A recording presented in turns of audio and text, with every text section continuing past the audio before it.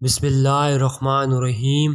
شروع اللہ کے نام سے جو بڑا مہربان اور نہایت رحم کرنے والا ہے۔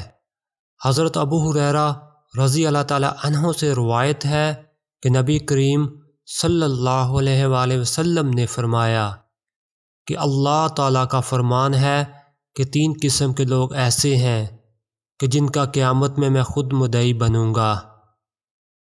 ایک تو وہ شخص جس نے میرے نام پر عہد کیا اور پھر وعدہ خلافی کی۔